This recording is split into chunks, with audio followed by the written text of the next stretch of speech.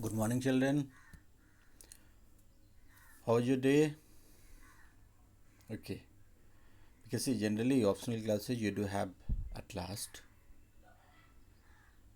Tell me any concern you do have from the last day class, from the topic independence and impartiality of Indian judiciary. In fact, we are continuing the second part, and under that topic we are going to discuss today provisions relating to judges.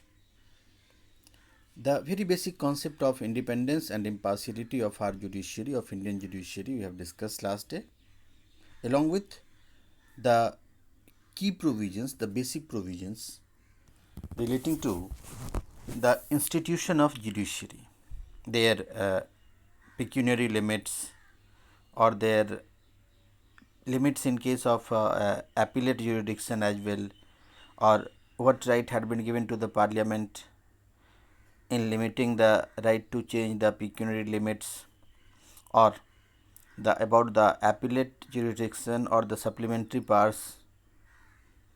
Now, as we have discussed that court of record yesterday and the two dedicated article for the court of record, that is article, which two articles were there? Can you recall? The two dedicated article for the court of record. Yes. See, sometime you need to show that okay, you are really going through everything. You came to attend the class with your full preparedness. So must go through the topic, or even one paragraph is being taught, go through it. Fine. Now, in this provisions relating to the judges, for independence of our judiciary, independence of judges are very important. So we say that it's most important. Independence of judges is most important to ensure independence of judiciary. And for that we do have the different legal provisions that had been made. We are going to begin with the first about the security of tenure. Means till what age, till what time, how long judges will be on their post. For that, our constitution mentions it very clearly that after appointment, once appointed, the judges are provided with a security of tenure till their age of retirement, till they get their retirement age. And this retirement age for the high court judges, for the judges of the high court, the retirement age is 62 years. Means if any judge of high court complete his or her 62nd year, then she will have to retire. That's the age of retirement. And in case of a Supreme Court judge, this retirement age is 65 years. So 62 years in case of a High Court judge and 65 years in case of a Supreme Court judge. Fine, children? If tomorrow you succeed to be a judge of High Court or Supreme Court, the same will apply for you unless these norms are amended by the Parliament or it is being extended, this is retirement age, or reduced. Fine. So far the system is 62 years and 65 years. Now one very important thing, that after retirement there are some conditions that are being put on the judges even after retirement, that judges can't practice, judges are not allowed to practice as advocates, as lawyers in the same or equivalent courts. Like someone is a judge of Patna High Court. Who is the Chief Justice of Patna High Court? Justice Sanjay Karol. Justice Sanjay Karol. He is the Chief Justice of Patna High Court. Suppose he uh, uh, completes his full term and completes his 62nd year in life, he will have to retire. After retirement, suppose he wants to start a practice as an advocate in Patna High Court or any other High Court, he can't do so. That's why we say that judges are not allowed to practice as advocates in the same or equivalent courts after their retirement. Okay, any retired judge, they can't do so. Now, can the judge after retirement, judge of High Court, practice in a Supreme Court? Yes. A High Court judge after retirement can practice in Supreme Court, but in the same or other High Court can't practice. This norm we do have so that the ex-judges who wish to practice at the bar must not influence the decision of the bench, because they have had the very long association with that High Court, or the jury members, they all are judges of High Court, be it Patna High Court or Kolkata High Court or Chennai High Court or Mumbai High Court or Raipur High Court or even your other different High Courts. What do we have? Isn't it? That's why this is the reason that they must not influence the decision of the bench, because the familiarity they do have, the reputation, the bond they do have, they must not influence. If it happens so, then the independence of judiciary we can't say, and it would be compromised with. We don't want it to happen. Fine. Number 2. First was the security of tenure. Number 2, that judges cannot be easily removed from their office.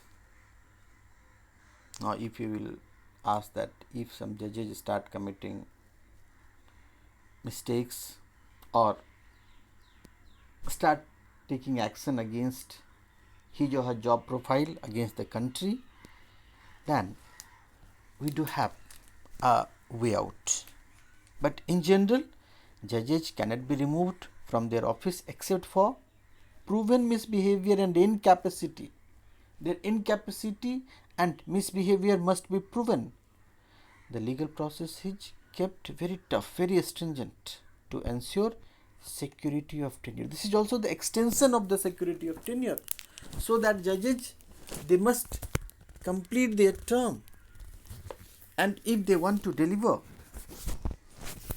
some justice that has been that or a problem or a decision in a case that had not been given for the last so many years, then the judges must do so, and judges must not be under fear, must not be under pressure that if I will give a valid judgment, unbiased judgment, then I will be removed from my post for this purpose.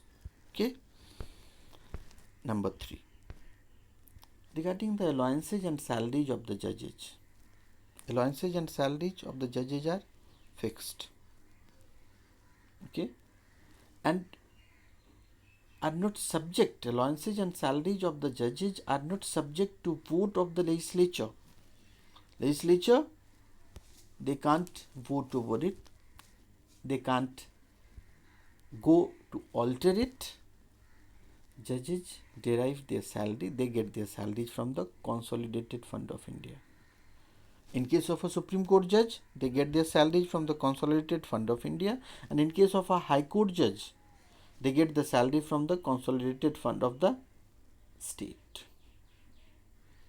Their perks, their emoluments cannot be changed, can't be altered to their disadvantage, except there is one case, that is the case of financial emergency. In case of financial emergency, it can be done, otherwise there are no such provisions, Parliament can't do. Okay, so what can be termed as the salaries of the judges. Salary of judges is a constitutionally conferred privilege. It is a privilege and it is constitutionally guaranteed, constitutionally conferred. That's why other organ of the government, they do have very little say or no say to it.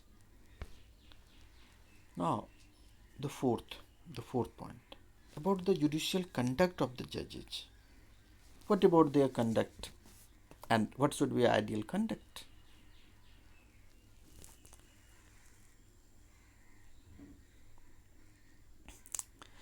In this judicial conduct of the judges, it has been kept immune from examination by other constitutional organ. Their conduct can't be examined by other constitutional organs. The conduct of judges of both the High Courts and the Supreme Court are not subject to be discussed in the Parliament. Yes, children. Their conduct cannot be discussed in the Parliament by the side of our lawmakers, parliamentarians, MPs, Lok Sabha or Rajya Sabha. Okay, they can't do so. This right they don't have. Okay, or in state legislature, Supreme Court, Parliament, or even High Court, Parliament, and for both the courts, their conduct can't be discussed. Their judicial conduct can't be discussed in state legislature, neither in Parliament nor in state legislature. Yes, one case is there when a motion for removal of judges, except for a motion of removal of a judge is being presented to the president. A motion, that's what you say. And further we are going to discuss the process of impeachment.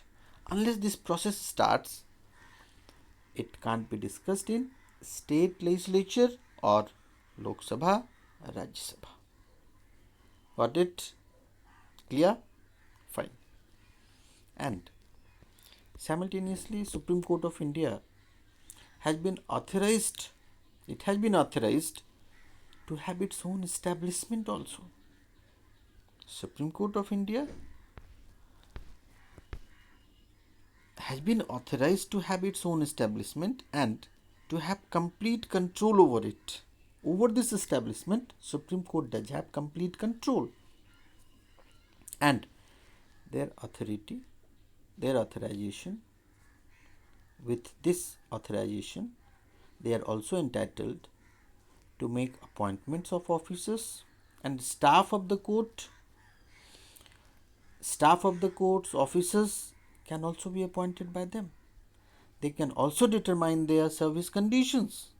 Okay, this authority, judiciary, had been given in our country, and here this authority, particularly in case of Supreme Court of India. So, can't we conclude that independence of judiciary is a constitutionally conferred protection in our country? And this is why we say that we do have a concept of independence of judiciary. Our judiciary is highly independent and it's completely impartial. Fine? It's completely impartial. So, this independence of judiciary, the country where we don't have, there it will be the biased judgment, the biased decision. The decision would be given under pressure, under the influence of someone. But in our country, judiciary is highly independent, judiciary is highly impartial. Fine. Now you can ask that judges are also human beings. Yes, they are human beings. They are human beings. But when they are going to deliver a justice, whatsoever comes before them, that their duty and their code of conduct. They will give verdict they will give justice on the basis of facts presented before them. Otherwise, they won't do. They can't give. Okay. Hope you must have enjoyed the lesson. Okay. Fine. Have a good day. Take care.